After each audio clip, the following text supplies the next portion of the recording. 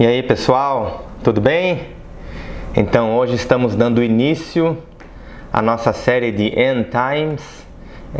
Nas próximas semanas aí estaremos juntos estudando a Bíblia, vendo o que ela diz sobre o retorno de Jesus, sobre os sinais do fim dos tempos, sobre o arrebatamento da igreja, a ressurreição, a grande tribulação, enfim, todos esses temas aí que giram em volta do retorno de Jesus.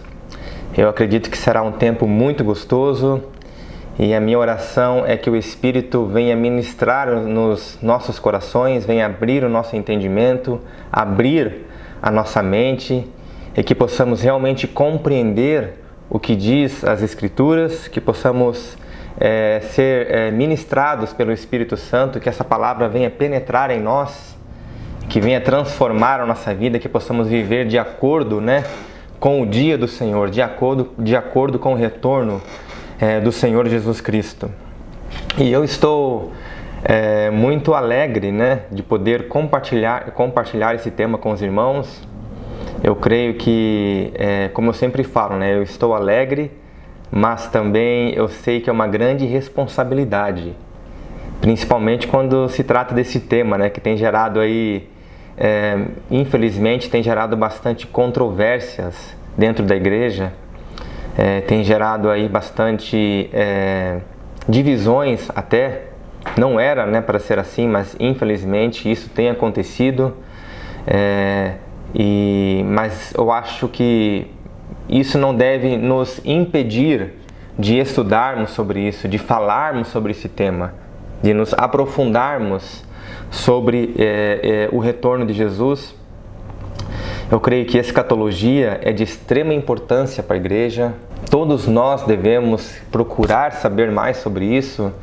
Na verdade, todas as pessoas deviam saber disso, não somente os cristãos. Mas nós que somos crentes, que somos testemunhas de Jesus, que carregamos o Evangelho, precisamos estudar e saber sobre esse tema.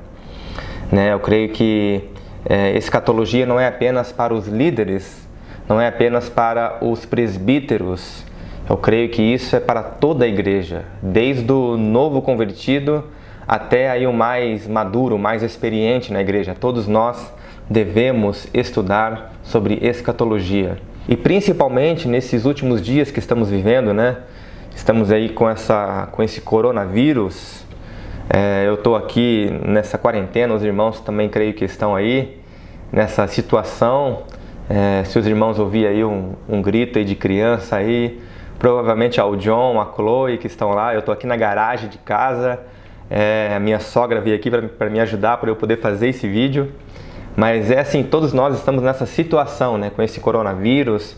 Mas com isso também surgem muitas especulações, muitas teorias, do que é isso, da onde que veio esse vírus, essa pandemia. Os irmãos que têm rede social aí devem acompanhar isso, que tem Twitter e Instagram.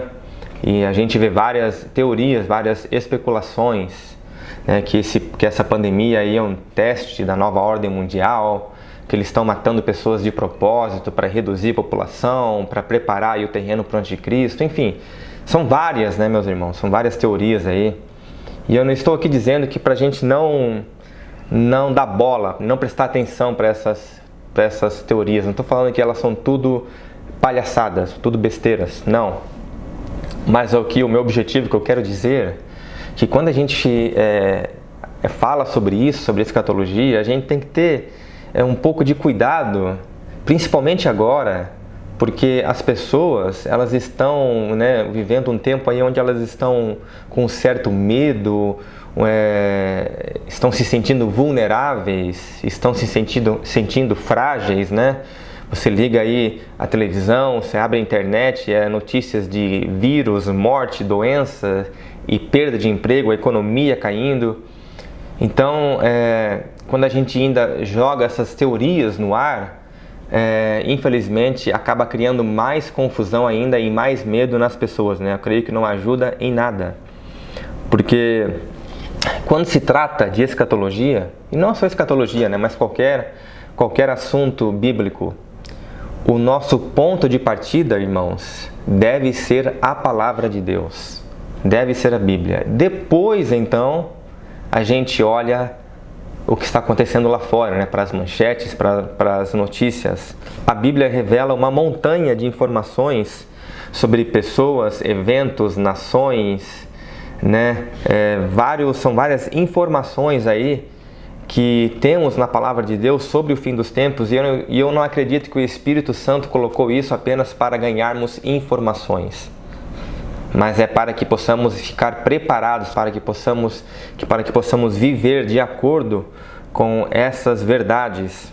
Como eu falei, sim, as notícias, as manchetes, elas são importantes, nós devemos prestar atenção nelas, mas as notícias, não devem ser o nosso ponto de partida. O ponto de partida deve ser a palavra de Deus. Eu entendo que esse assunto, como eu falei já, ele tem causado certa polêmica, ok? Não era para ser assim, mas tem sido. Porque tem várias linhas de pensamentos, né? Várias escolas de interpretação acerca desse tema.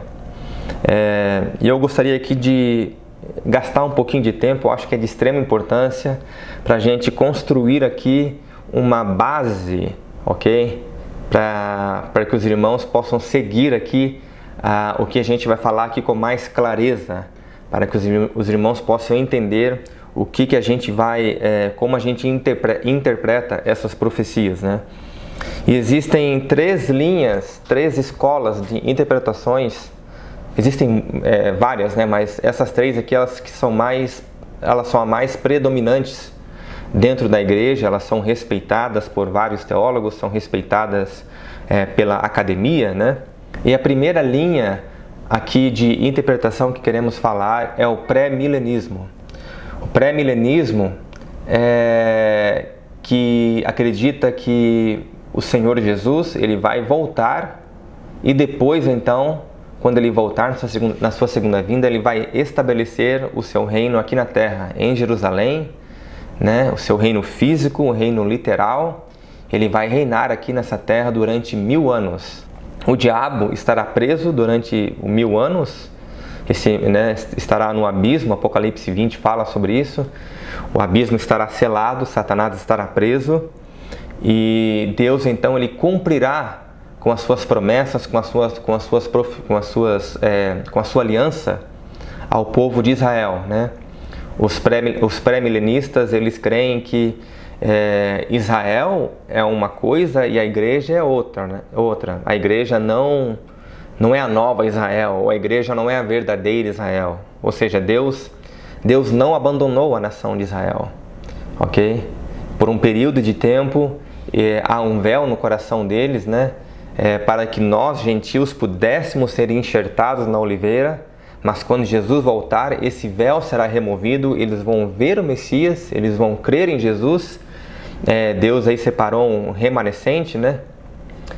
E que será salvo naquele dia, e as promessas que Deus fez a Abraão sobre a terra ali, sobre que hoje é a Palestina ali, que é essa guerra entre Israel e Palestina, essas promessas serão cumpridas fisicamente e literalmente.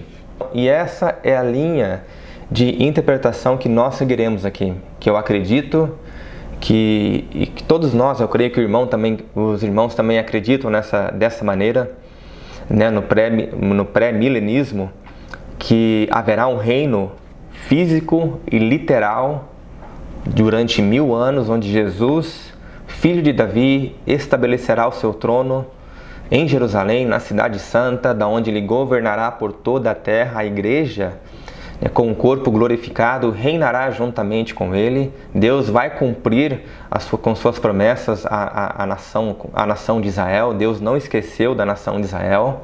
Deus tem um propósito para eles, um plano para eles. A igreja não substituiu Israel, a igreja não é a nova Israel. Eu acredito que essa maneira de interpretar as Escrituras é a maneira mais literal e mais simples, ok?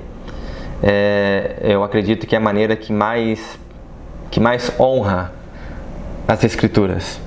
E algumas das pessoas que também seguem essa mesma linha de interpretação é o IHOP, né, o IHOP do International House of Prayer em Kansas City, eles ensinam dessa maneira. Na verdade, quando eu fiz o curso de escatologia, eu fiz um seminário, eu fiz agora há pouco, eu terminei né? Ele segue essa mesma linha também. E John Piper também crê dessa maneira. Os irmãos devem conhecer um teólogo muito famoso aqui na América, um homem de Deus. Charles Spurgeon, também o príncipe dos pregadores, né? Também ele cria dessa maneira. Enfim, são várias outras pessoas aí, né? Que creem também dessa maneira. E a outra linha de interpretação se chama amilenismo. E que aqui nos Estados Unidos, eu não sei no Brasil, mas praticamente metade da igreja crê dessa maneira, interpreta as profecias dessa maneira, né? No amilenismo.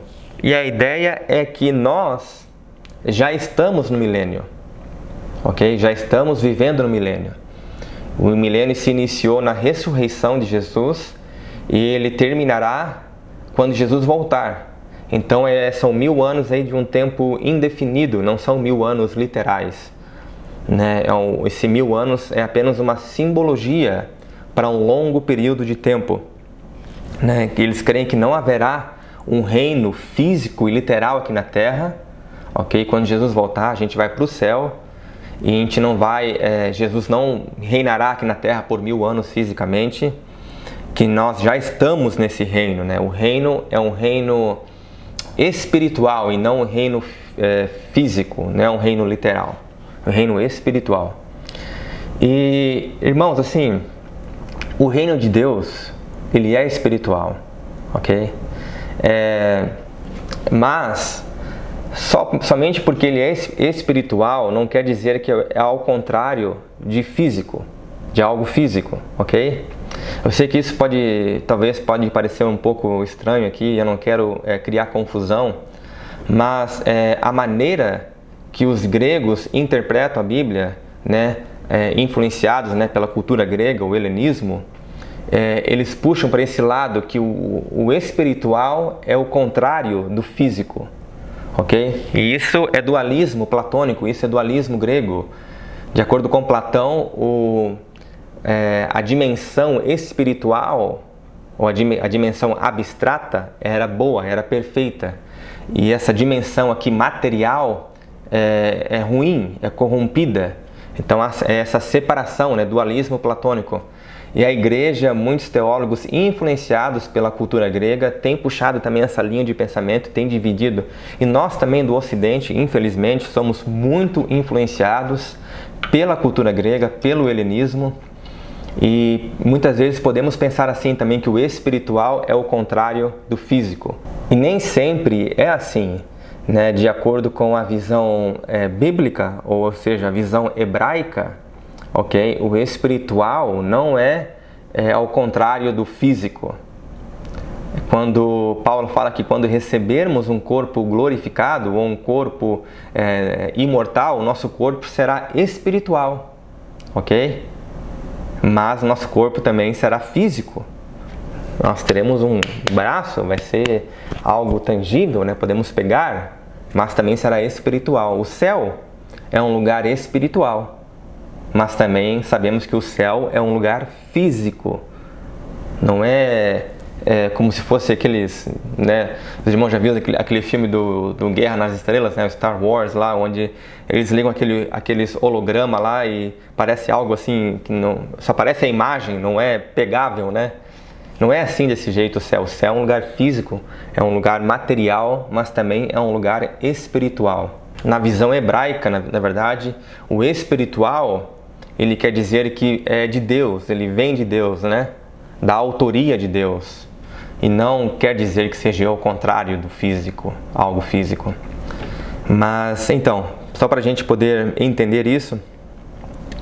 E a próxima escola de interpretação se chama pós-milenismo. E o pós-milenismo é uma variação do amilenismo, né? Assim como os amilenistas, eles creem que nós já estamos vivendo no milênio. O milênio é apenas 1000 anos, é apenas uma simbologia para um longo período de tempo, não é 1000 anos literal, ok? E o milênio terminará quando Jesus voltar. Mas existem outros pós-milenistas que pensam um pouco diferente. Eles creem que nós não necessariamente estamos vivendo no reino, mas o reino será estabelecido pela igreja e não necessariamente pelo rei, por Jesus. E a ideia é que a igreja vai se alastrar aí por todas as esferas da sociedade, na política, enfim, e o mundo será cristianizado antes de Jesus voltar. E só para lembrar aqui, irmãos, tanto o pós-milenismo como o amilenismo, né, eles também creem que Jesus vai voltar, que haverá um juízo final, o juízo dos mortos, ok? Que a igreja será arrebatada, eles creem em tudo isso. A diferença é nessa interpretação, né, do reino de Deus, de quando que vai ser estabelecido. Mas eu tenho assim dois grandes problemas aí que me incomodam sobre essas duas linhas de interpretação. E a primeira é que, de acordo com o amilenismo e o pós-milenismo, nós já estamos vivendo no milênio, correto? Mas a Bíblia diz que Satanás, em Apocalipse 20, estará preso durante o milênio. Então, se nós já estamos vivendo durante o milênio, então Satanás atualmente está preso. E isso vai contra muitos versículos da Bíblia, né? Pedro fala que Satanás anda ao nosso redor, rugindo como um leão, procurando a quem possa devorar. Né? Paulo fala que o Deus desse século, Satanás, cegou o entendimento das pessoas, né? Para que a luz do Evangelho não resplandecesse nas pessoas. Né? 1 João diz que o mundo jaz no maligno. Então, como Satanás está preso no momento, se o mundo jaz no maligno, não encaixa, né, meus irmãos, não se conecta. E alguns deles vão dizer que, não, mas Satanás está preso, mas está metade preso e metade solto. Não encaixa, meus irmãos, não faz sentido. Porque em Apocalipse 20 diz que ele, durante os mil anos, durante o milênio, ele será jogado no abismo e estará selado, ele não vai sair de lá. Não vai ser meio preso e meio solto, ele estará preso por completo. E o outro ponto aqui que me incomoda, e isso é o mais duro, irmãos, é que tanto o pós-milenismo como o amilenismo, eles se baseiam, né, estão baseados aqui na América se chama Replacement Theology. Eu creio que em português se chama Teologia da Substituição. E a teologia da substituição é a ideia que a igreja substituiu Israel nos planos de Deus. A igreja agora é a nova Israel. E Deus ele abandonou ou se divorciou da nação de Israel, ok? E a igreja tomou lugar de Israel. Ou que a igreja, na verdade, é a verdadeira Israel. E isso, irmãos, para mim é muito difícil de engolir, ok? Eu acho muito perigoso essa teologia da substituição, porque isso também é a base ali para o antissemitismo. A gente vê a história da igreja, meus irmãos, a maneira que nossos irmãos têm tratado o povo judeu é muito triste. A gente vê histórias aí de sinagogas sendo queimadas, casas, os livros deles sendo queimados pelo povo, por cristãos, né, que se diziam ser fiéis a Deus, né? Se Deus abandonou, rejeitou Israel, então nós também faremos o mesmo. É muito triste isso. Isso vai contra o caráter de Deus, vai contra Deus se revela como Deus sendo o Deus de Abraão, Isaac e Jacó, o Deus de Israel, né? Então eu acho isso muito perigoso. Tanto o pós-milenismo como o amilenismo, eles tendem a enfatizar, a focar a interpretação alegórica das Escrituras e não literal. Então eles interpretam de maneira mais simbólica. Então, para recapitular aqui, irmãos, então nós cremos que quando Jesus voltar, então Jesus vai estabelecer o seu reino em Jerusalém, da onde ele reinará sobre toda a terra, e será um reino literal, um reino físico durante 1000 anos, ok? Esse 1000 anos não é um número simbólico, mas é um número literal. E Israel não substituiu os planos de Deus. Desculpa, a igreja não substituiu Israel nos planos de Deus, ok? Deus ainda continua com planos para Israel. Entendemos que no momento Israel foi cortado da oliveira, né? Romanos 11 fala sobre isso. Há um véu no coração deles para que nós, gentios, pudéssemos ser enxertados, ok? Mas quando Jesus voltar, esse véu será removido, eles vão olhar para o Messias, eles vão crer em Jesus e toda Israel será salva. Novamente, Romanos 11 fala sobre isso, ok? E Deus vai cumprir as suas promessas. Deus não abandonou as suas promessas para o povo de Israel. Deus, ele não é um Deus infiel, muito pelo contrário, ele é fiel, ele cumpre suas promessas, ele cumpre aquilo que ele diz. E nós, a igreja, então reinaremos junto com ele, com Jesus, durante os 1000 anos aqui nessa terra. Mas dentro também do pré-milenismo, existem outras aí diferenças, né?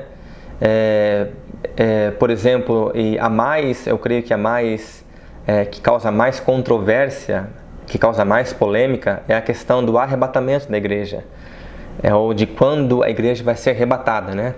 Existe a linha de interpretação que se chama pré-tribulação e a pós-tribulação. Tanto a pré-tribulação como a pós-tribulação, essas escolas de interpretação, ambas elas creem que Jesus vai reinar por 1000 anos, né?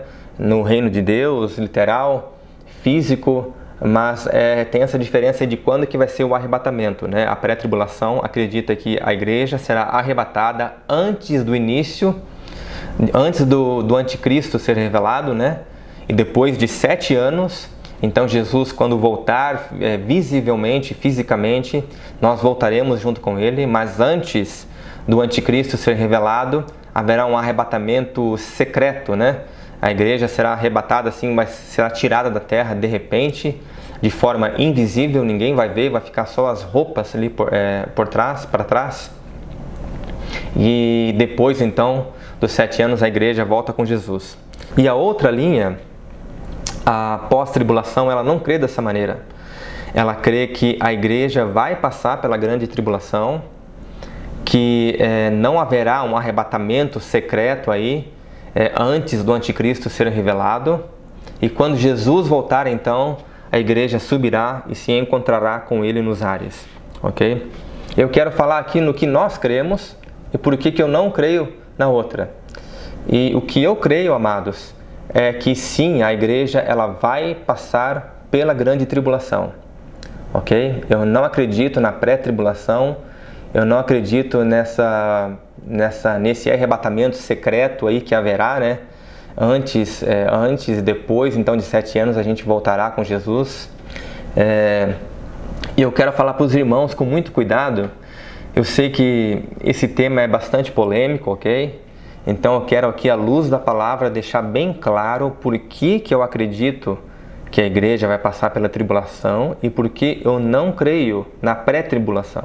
E o primeiro ponto que eu quero falar com os irmãos aqui, porque eu não creio na pré-tribulação, é porque a pré-tribulação, ela não está na Bíblia, ok? Não há um versículo sequer, não há uma passagem sequer que ensina essa linha de pensamento, que ensina que a igreja será arrebatada antes da tribulação. Podemos aí pegar aí passagens, né, que possam aí servir como figuras, como sombras, como o exemplo de Noé, que subiu na arca e escapou do dilúvio, ou Enoque, né, que foi arrebatado antes do dilúvio encher a terra.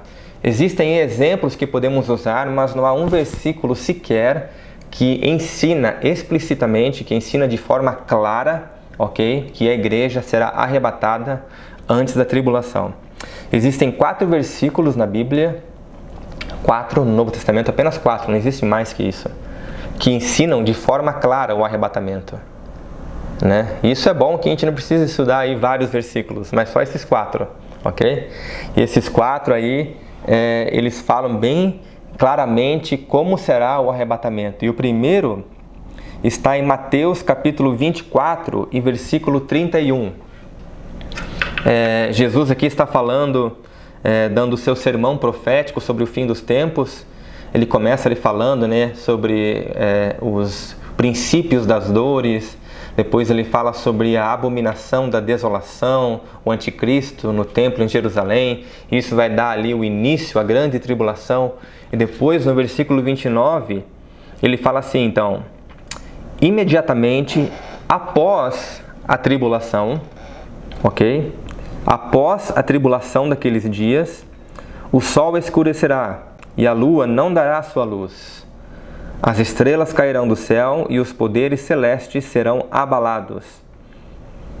Então haverá aí uma mudança cósmica, né?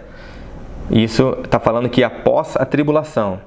Versículo 30. Então aparecerá no céu o sinal do Filho do Homem, e todas as nações da terra se lamentarão e verão o Filho do Homem vindo nas nuvens do céu, com poder e grande glória. Esse também é um tema bastante ensinado na Bíblia, o Filho do Homem vindo nas nuvens do céu, vindo com poder e glória com seus anjos. A gente vai falar um pouco mais sobre isso nas próximas semanas. Mas aqui, o que Jesus está dizendo aqui é que a vinda dele vai ser visível. Todos, né? Todas as nações da terra se lamentarão e verão o Filho do Homem, e a sua vinda ocorrerá após a tribulação daqueles dias. E no versículo 31, então ele fala: e ele enviará os seus anjos com grande som de trombeta, e estes reunirão os seus eleitos dos quatro ventos, de uma a outra extremidade dos céus. Então Jesus aqui, de forma cronológica, de forma simples, usando uma narrativa simples, ele fala: olha, antes da reunião dos eleitos, eu virei, né, as nações virão, eu vindo no céu, nas nuvens dos céus, com poder e grande glória, e isso ocorrerá depois, após as tribulações daqueles dias. Ele não diz assim, olha, antes da tribulação, os remidos escaparão, os remidos serão arrebatados da terra. Ele não fala dessa maneira, ele fala que, na verdade, que nas próximas semanas estudaremos um pouco mais sobre isso, que a igreja, ela tem um papel importante para cumprir aqui na terra durante a tribulação. Ok? Esse é o primeiro versículo. E o segundo versículo que eu quero falar com os irmãos está em 2 Tessalonicenses, capítulo 2, e versículo 1 ao 4. E Paulo fala assim: irmãos, quanto à vinda do nosso Senhor Jesus Cristo e o nosso reencontro com eles, a vinda do nosso Senhor Jesus Cristo e o nosso reencontro com eles, ok? Rogamos a vocês. Esse é o primeiro versículo. Então ele fala que a vinda de Jesus e o nosso reencontro com eles, ele coloca isso num evento só, ok? Que não se deixem abalar nem alarmar tão facilmente, quer por profecia, quer por palavra, quer por carta supostamente vinda de nós, como se o dia do Senhor já tivesse chegado. Outro tema aqui Paulo está falando aqui do dia do Senhor, ok?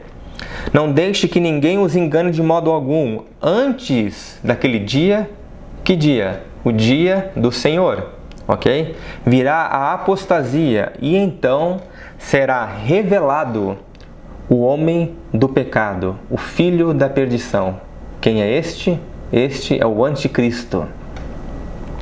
Este se opõe e se exalta acima de tudo que se chama Deus, ou é objeto de adoração a ponto de se assentar no santuário de Deus, proclamando que Ele mesmo é Deus. Mas enfim, olha o que Paulo diz aqui. Paulo começa falando, ele coloca 3 eventos, ok? A vinda do nosso Senhor Jesus Cristo, a nossa reunião com Ele, o arrebatamento, o nosso reencontro com Ele, e o dia do Senhor.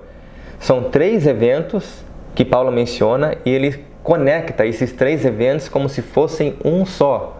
O dia do Senhor, o nosso encontro com Ele e a volta de Jesus, o encontro, a vinda de nosso Senhor Jesus Cristo. Eles não são separados, eles não acontecem. Ele não fala assim, olha, primeiro a igreja vai ser arrebatada, depois de 7 anos Jesus vai voltar. Não há um versículo sequer que ensine isso, amados, né? E assim como Jesus em Mateus 24, Paulo menciona a volta de Jesus, a nossa reunião com Ele, ok? Como se fosse um evento só.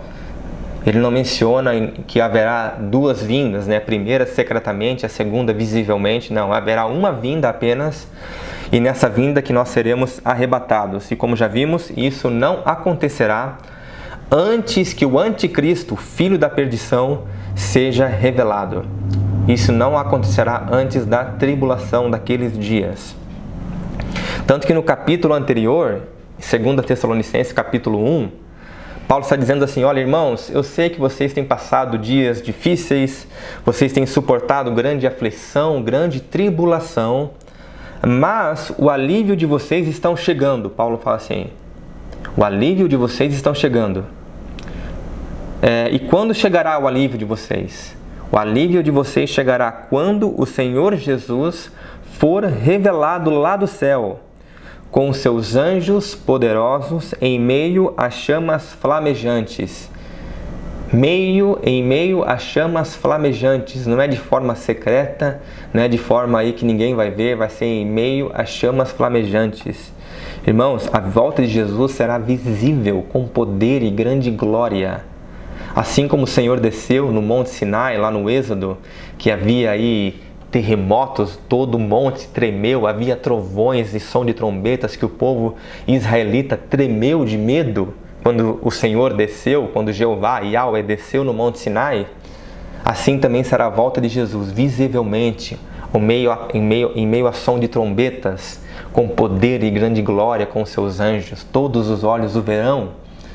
E o que aconteceu no Monte Sinai, meus irmãos, eu acho que o retorno de Jesus vai ser com uma proporção ainda muito maior, porque a Bíblia fala que todo olho o verá, né? Não vai ser só o povo de Israel ali, mas toda a terra, toda a população verá Jesus vindo do céu. E o terceiro texto que eu quero dizer para os irmãos está ali em 1 Coríntios, capítulo 15, versículos 51 e 52. Paulo fala assim: eis que eu lhes digo um mistério. Nem todos dormiremos, mas todos seremos transformados. Paulo está falando aqui da nossa ressurreição, da ressurreição dos corpos, ok? Seremos transformados no momento, num abrir e fechar de olhos, ao som da última trombeta. Última trombeta. Pois a trombeta soará, os mortos ressuscitarão, incorruptíveis, e nós seremos transformados. Pois é necessário que aquilo que é corruptível se revista de incorruptibilidade, e aquilo que é moral se revista da aquilo que é mortal se revista da imortalidade. Então Paulo, explicando como é que vai ser a ressurreição dos nossos corpos, ele fala que a nossa transformação ocorrerá num abrir e fechar de olhos ao som da última trombeta. Em Apocalipse, ali nos mostra que haverá aí, tem uma série de selos, trombetas e taças que ocorrerá. E Paulo está falando aqui que a nossa transformação vai ocorrer quando? Ao som da última trombeta, ou seja, a sétima trombeta. Quando a sétima trombeta tocar, a última trombeta, não haverá outra depois dela, ok? Então nós seremos transformados, receberemos um corpo glorificado. E o outro texto aqui está em 1 Tessalonicenses capítulo 4, versículo 13 ao 17, que Paulo fala assim: irmãos, não queremos que vocês sejam ignorantes quanto aos que dormem, para que não se entristeçam como os outros que não têm esperança. Se cremos que Jesus morreu e ressurgiu, cremos também que Deus trará, mediante Jesus, e juntamente com Ele, aqueles que nele dormiram. Versículo 15. Dizemos a vocês, pela palavra do Senhor, que nós, os que estivermos vivos, os que ficarmos até a vinda do Senhor, os que estivermos vivos, que ficarmos até quando? Até a vinda do Senhor, certamente não precederemos os que dormem. Pois dada a ordem com a voz do arcanjo, o ressoar da trombeta, o próprio Senhor descerá do céu. Dada a ordem, o próprio arcanjo, com a voz do arcanjo, o ressoar da trombeta de Deus, novamente a trombeta aqui, o próprio Senhor então descerá do céu, e os mortos em Cristo ressuscitarão primeiro. Depois disso, os que estivermos vivos, eu e você, ok? Seremos arrebatados juntamente com eles nas nuvens, para o encontro com o Senhor nos ares. Então Paulo aqui, irmãos, de forma bem clara, ele está nos ensinando que o arrebatamento, ok, a ressurreição dos que estiverem aqui até o retorno de Jesus não acontecerá antes que os mortos em Cristo, que os que dormem em Jesus forem arrebatados primeiro. Jesus vai voltar, ok? Primeiramente os mortos em Cristo ressuscitarão e logo após então nós, os que estivermos vivos, seremos arrebatados juntamente com eles nas nuvens para ficarmos com o Senhor para todo sempre. Ok, estas são as únicas então passagens que ensinam de forma clara sobre o arrebatamento da igreja. São essas 4 passagens. Se interpretarmos essas 4 passagens de forma literal, de forma simples, ok? Sem alegoria, sem simbolismo, nós não somente veremos que elas se encaixam, elas não se contradizem, elas se conectam, como também veremos que a igreja ela passará pela tribulação. A igreja será arrebatada quando Jesus voltar ao som da última trombeta na ressurreição dos mortos, depois da revelação do anticristo, depois da grande tribulação, não no arrebatamento secreto aí da igreja, onde ninguém vai ver, onde ficam só as nossas roupas para trás, mas vai ser de forma visível, de maneira poderosa. E o outro ponto aqui, irmãos, que eu quero falar com os irmãos, é que a pré-tribulação, ela não é ensinada na história da igreja, ok? Se a gente vê ali os pais da igreja, o que eles ensinavam, sobre escatologia, sobre o dia do Senhor, sobre os fins dos tempos, praticamente todos eles eram unânimes, não se encontra nenhum deles, ok? Ensinando a pré-tribulação, que a igreja ia ser arrebatada secretamente aí, antes da tribulação. E isso começou a ser ensinado, na verdade, muito recente, em 1830, né? Menos de 200 anos atrás. Até então, isso não era ensinado na igreja. Na Escócia, uma mulher chamada Margaret McDowell, ok? Ela teve um sonho e ela compartilhou esse sonho com a igreja, que a igreja iria ser arrebatada, né, antes da tribulação. E ela não impôs nada, ela apenas compartilhou um sonho, né? E muitos líderes da época, muitos nomes, e muitos grandes nomes foram contra ela, né? Foram contra esse sonho, porque ia contra o que a Bíblia diz, com os textos que acabamos de ver. Mas 2 grandes teólogos super influentes, né? Chamados John Darby e C.I. Scofield, ok? Eles abraçaram essa ideia, eles agarraram essa ideia e eles, mais tarde, a Bíblia de Estudo de Scofield, uma Bíblia muito popular e até hoje ela é extremamente popular, ela ensina dessa maneira, né, na pré-tribulação. Então vemos, irmãos, que foi um sonho que essa mulher teve, ok?